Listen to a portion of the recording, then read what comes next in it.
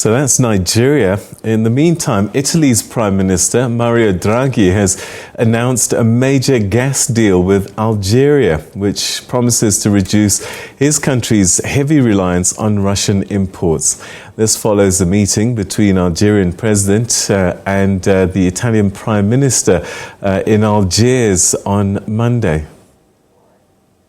The new deal comes into effect from this autumn, and this increased gas supplies will be sent through to the Transmed undersea pipeline, which links Algeria and Italy via Tunisia.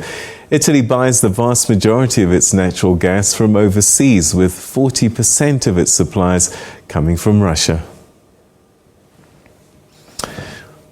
For some analysis on the far-reaching implications for Russia over such deals, we're now joined by Farai Maguwu, who's the Executive Director at the Center for Natural Resource Governance in Zimbabwe. Thanks very much indeed for joining us. Always good to talk to you.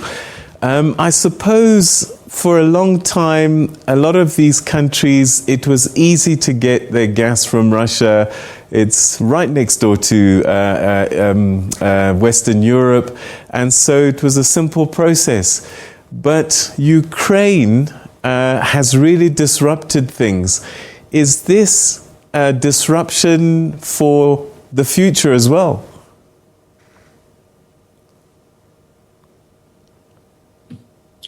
Thank you, Peter.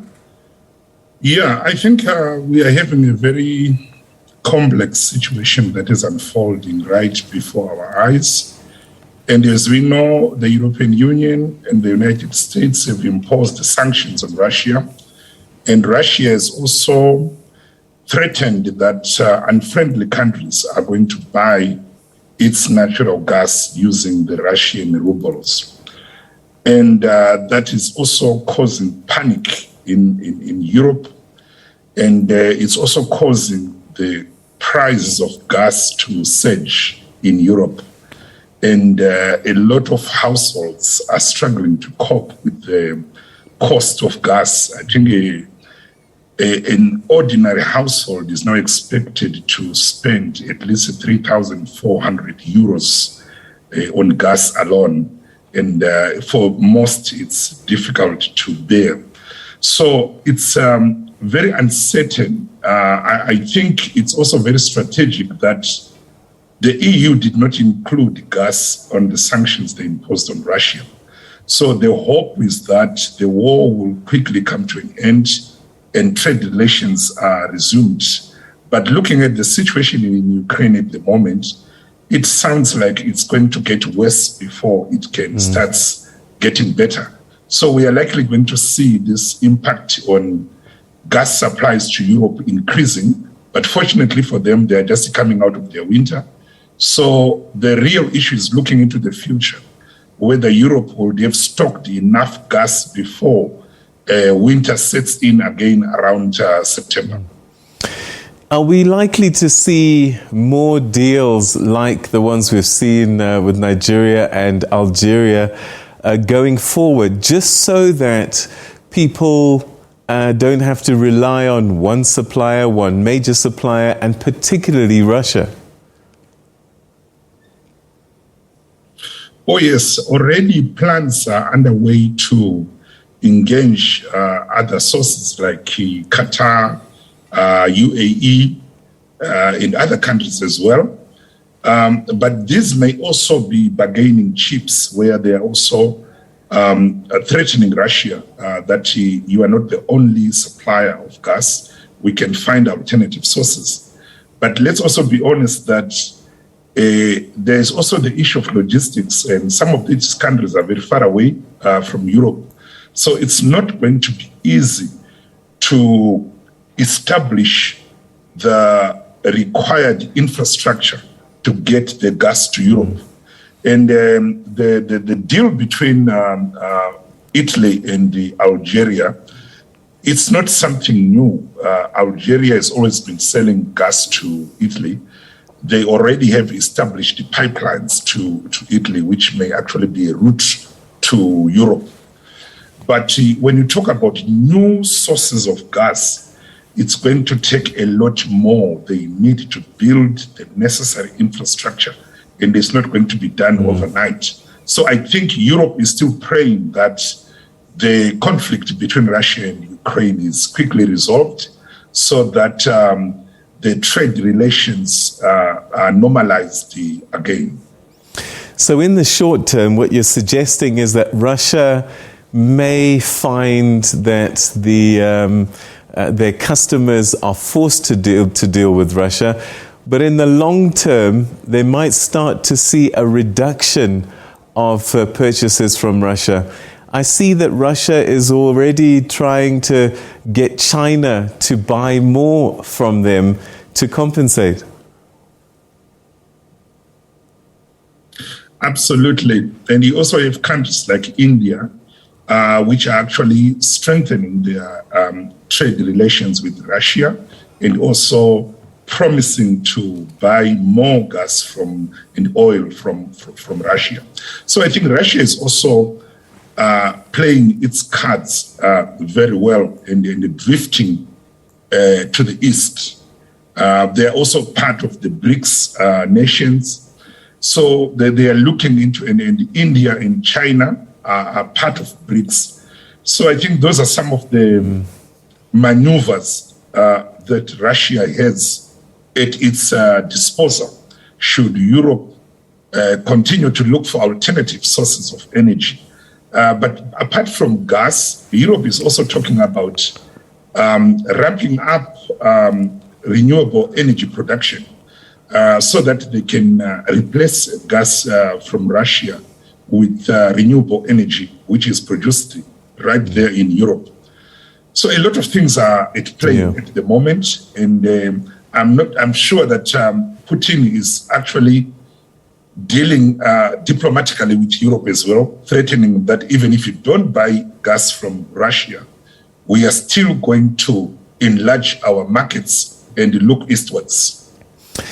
So where does that place our continent? On the one hand, we're getting new deposits of gas being discovered that need to be developed. And I just wonder where we are in terms of our own imports and usage of gas, and if this has been affected by the Ukraine conflict. Definitely, the cost of gas in Africa has risen astronomically since the Russia-Ukrainian conflict started in February.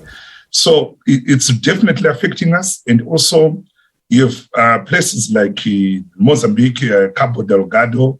You've got places in Nigeria where gas is being explored or being extracted, but the distribution is still very poor. The investments in that sector is still very poor on the continent.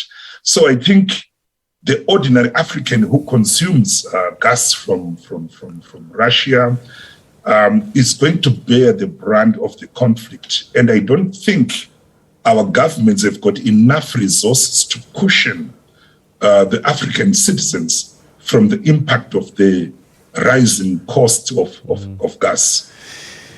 Sadly, when we have shortages, black markets start to thrive, and often corruption gets part of that equation. Are we going into a dark area in Africa as a result of this?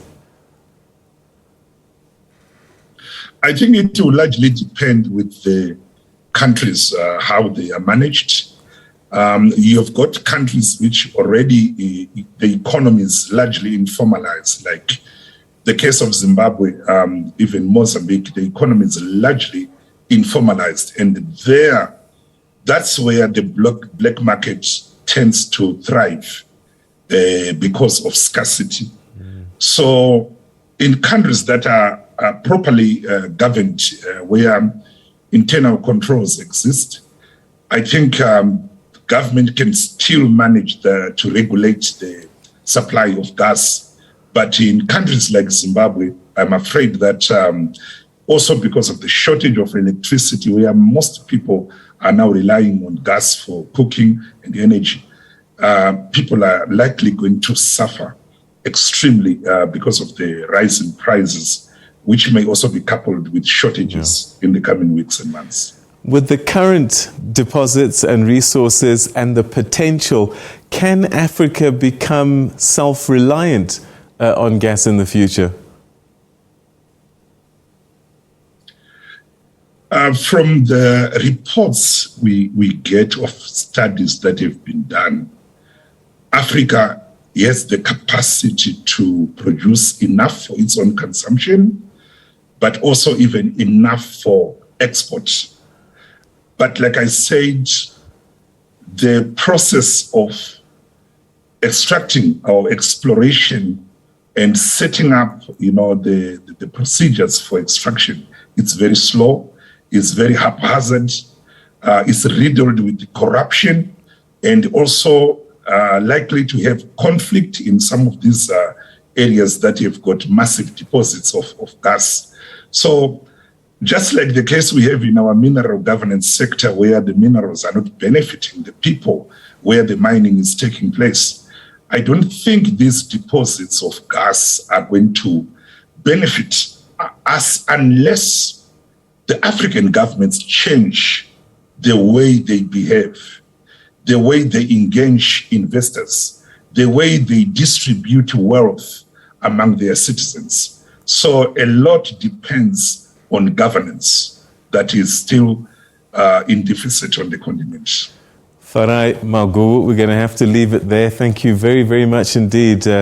Your insights always greatly appreciated. Thanks for your time. Thank you, Peter, for having me. Thank you. Good night. Good night. That's Farai Maguwu, who's an energy expert speaking to us from Zimbabwe. And it looks as if Russia may lose some custom in terms of its gas, but a lot of countries on the continent heavily dependent on Russia still, and that's seen the prices rise because of the conflict in Ukraine. And we'll give you a little bit more about the current state of play in Ukraine and what President Volodymyr Zelensky has been saying after this.